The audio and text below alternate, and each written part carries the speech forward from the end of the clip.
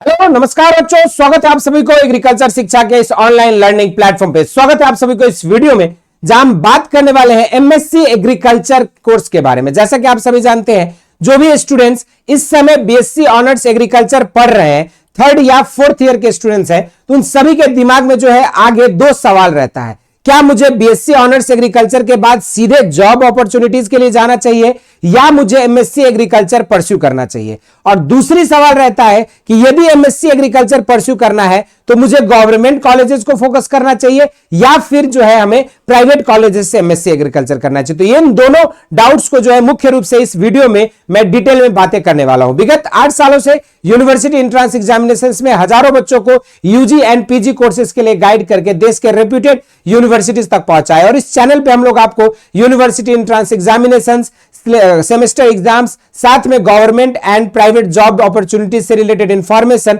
और प्रिपरेशन से रिलेटेड संपूर्ण अपडेट को प्रोवाइड करते हैं। तो अगर अभी तक आप लोगों ने for agriculture and related updates इस चैनल को नहीं फॉलो किया है तो जरूर से उसको सब्सक्राइब कर लीजिएगा। तो चलिए, सबसे पहला सवाल जो था कि किन स्टूडेंट्स को बीएससी ऑनर्स एग्रीकल्चर के बाद एमएससी एग्रीकल्चर के लिए जाना चाहिए, तो उसमें जो है, जैसे आप सभी जानते हो कि आपको सबसे इंपॉर्टेंट और सबसे जो प्राइमरी चीज है वो है आप सभी के लिए जो है कैरियर देखना। ठीक है, और करियर जो है आप सभी के लिए सबसे ज्यादा इंपॉर्टेंट है और आप किस फील्ड में अपना आगामी कैरियर बनाना चाहते हैं इस पर डिपेंड करता है कि आपको आगे एमएससी एग्रीकल्चर करना चाहिए या नहीं। यदि आपका जो है चांसेस और आपका जो गोल है गवर्नमेंट जॉब्स की प्रिपरेशन करना या फिर जो है अगर आप जाना चाहते हैं प्राइवेट जॉब के लिए, तो इसमें जो है आप लोगों को बहुत ज्यादा जो है आपको हायर स्टडीज की जरूरत नहीं पड़ेगी, क्योंकि most of the government job की जो वैकेंसीज आती है वो आप आफ्टर बीएससी एग्रीकल्चर जो है कर सकते हो। आफ्टर बीएससी एग्रीकल्चर जो है आप most of the government job, चाहे वो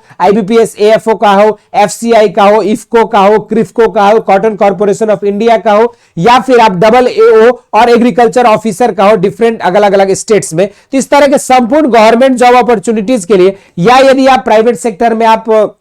जाना चाहते हैं, सेल्स में, मार्केटिंग में, इस तरीके से, या फिर ट्रायल एग्जीक्यूटिव के पोस्ट पे या फील्ड ट्रायल्स के लिए देखने के, तो इन सब के लिए जो है आप आफ्टर बीएससी एग्रीकल्चर एलिजिबल हो। इसमें अगर आपका इंटरेस्ट है तो आपको फिर आगे एमएससी एग्रीकल्चर करने की बहुत ज्यादा आवश्यकता नहीं है। लेकिन हाँ, यदि आपका इंटरेस्ट जो है एकेडमिक्स और रिसर्च के लाइन में है, अगर आपका इंटरेस्ट जो है एकेडमिक्स और रिसर्च के लाइन में है, तब जो है आपको एमएससी एग्रीकल्चर करना जरूरी हो जाएगा। क्योंकि अगर आप देखते हो बहुत सारे रिसर्च स्टेशंस में बात करें जो अंडर आईसीआर सिस्टम में आती है, या फिर जो है अलग अलग अनुसंधान संस्थान की बात करें, तो वहां पर भी जो है कम से कम पोस्ट ग्रेजुएट विथ नेट या फिर जो है आपका पोस्ट ग्रेजुएट जो है मांगता है। तो इसलिए जो भी बच्चों को इंटरेस्ट अगर एकेडमिक्स लाइन में है या रिसर्च के लाइन में है, तो वो बच्चे जो है after BSc agriculture MSc agriculture करना उनके लिए आवश्यक है। तभी जाके आपके पास वाइडर स्कोप्स रहेंगे और आपके पास जो है मैक्सिमम अपॉर्चुनिटीज मिल पाएगा।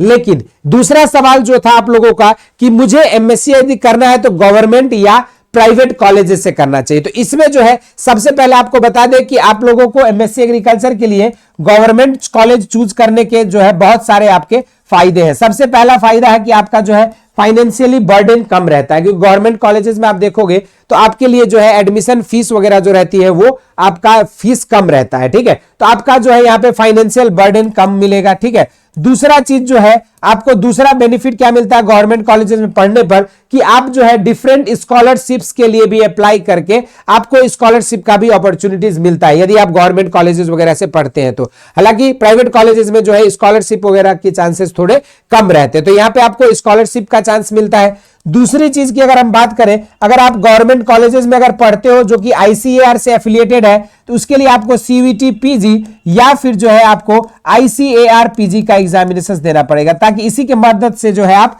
गवर्नमेंट ऑफ इंडिया के अंदर जो भी कॉलेजेस है उसको आप परस्यू कर पाओगे, या इधर जो आईसीआर से एफिलिएटेड है या फिर जो आपके सेंट्रल यूनिवर्सिटीज है, जो भी डीम्ड यूनिवर्सिटीज है, या सेंट्रल एग्रीकल्चर यूनिवर्सिटी जहां पे आप की एमएससी एग्रीकल्चर की कोर्स परस्यू कर सकते हो। तो आप ये दो एग्जाम्स के मदद से, या फिर तीसरा एक एग्जाम है जो आपके स्टेट लेवल में, जैसे यूपी में यूपी कैडेट कराया जाता है एमएससी के लिए, एमपी पेट मध्य प्रदेश में कराई जाती है, इस तरीके के स्टेट लेवल के कॉम्पिटेटिव एग्जाम्स को भी आप देकर एमएससी एग्रीकल्चर जो है गवर्नमेंट कॉलेज से कर सकते हो। इनकेस कहीं एडमिशन गवर्नमेंट कॉलेजेस में नहीं मिल पा रहा है, नहीं क्वालिफाई हम कर पा रहे हैं, लेकिन तब भी इंटरेस्ट हमारा एकेडमिक्स और रिसर्च लाइन में ही है, तब जो है आप एज अ थर्ड बैकअप या फिर एज अ बैकअप ऑप्शन के तौर पे प्राइवेट कॉलेजेस से एमएससी एग्रीकल्चर परस्यू कर सकते हो। लेकिन मोस्टली आपको प्रीफर जो है गवर्नमेंट कॉलेजेस को करना चाहिए, ताकि आपको जो है ये सब एडिशनल बेनिफिट्स मिल सके। तो इस वीडियो में हमने दो महत्वपूर्ण बातों की कि